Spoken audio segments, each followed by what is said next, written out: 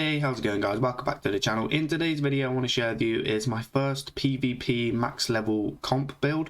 Now this is quite a diverse build in my opinion, and let me show you why. So this is the build. So at the start of a PvP battle you will see how many casters, protectors and fighters your opponent is actually going to bring to the fight, which is where you're going to take advantage of that knowledge. So at the top here you've got your first lineup, the first 3 mercenaries you want to bring.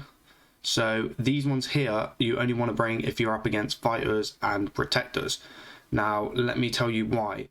So turn 1 you're going to want to use Anduin's Penance on probably one of their red guys, dealing 24 damage and restoring 14 health to himself.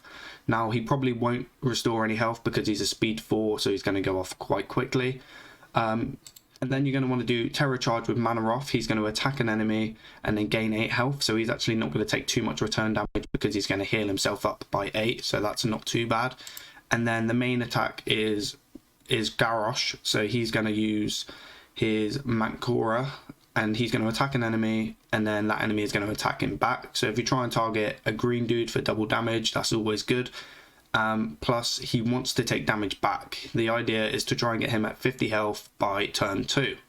Now on turn 2 is where it really picks up. So on turn 2 you're going to want to use Mana Off's third ability, which is reduce the attack of all enemies by 15 this turn.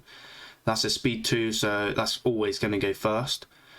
And then you're going to want to use Garrosh's first attack again to attack an enemy. Now this becomes attack it to the death because you're going to be using the Dueling Gauntlets equipment.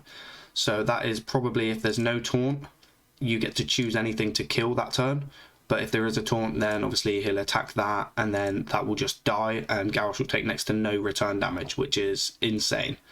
And then you use Anduin's Holy Nova ability to then deal 10 damage to all, 20 obviously to the reds, and then healing your characters up by 14, which helps with Zarilla in the late game for her anointment to just snipe off a character, which is once again pretty nice. So that's it if you're up against fighters and protectors at the start of the match. Now let me tell you if you're up against mainly casters.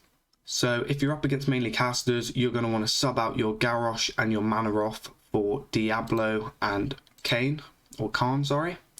So obviously their first turn is going to be a little bit slow, but it's the second turn again which we're trying to look for. So their first turn you're going to want to use, obviously your Anduin will stay on the board, so you're going to use his Penance again, dealing 12 damage or 24 damage and healing himself.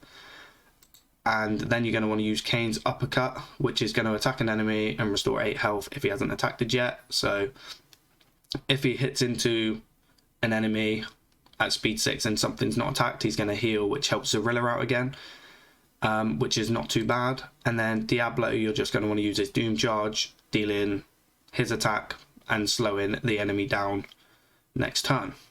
But then once again turn 2 is where it really takes off. So what you're going to want to do on turn 2 is you're going to want to use Khan's second ability, which is Endurance Aura, which is going to give him taunt and speed up all of your other characters by 4. So you're going to then use Anduin's ability after that, is Holy Nova at a 1 speed, dealing 10 damage and restoring health again. And then you're going to want to use Diablo's Fire Stomp, which is going to deal 8 damage to all enemies and repeat for the ones that haven't acted. And that's going to be at speed 2. So that being at speed 2, 9 times out of 10, well actually 10 times out of 10, they're not going to actually hit before that goes off. So you're going to use Khan speed 3, Anduin speed 1, Diablo speed 2, in that order, because the speed buff happens on Khan's first attack.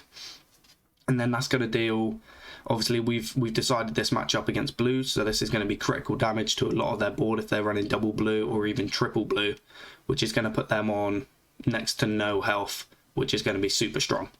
So that's my build. I hope you guys like it. Please let me know if you like the format of this video. I need your guys' comments to try and improve my content. So that'd be much appreciated if you could leave a comment below with what you think. Hopefully this has helped. Like I said, this is going to be a late game combo, so probably the other 222 leaked mercenaries that we've seen will probably be out before you get all of these characters to max, unless you buy Diablo or grind like crazy. Please leave a like, comment and subscribe if you haven't already. head over to my Twitch, which is Crimsonpanda Twitch TV, on the 12th of October to watch me play this live as soon as it goes on. I hope you enjoyed the video, and I'll see you in the next one.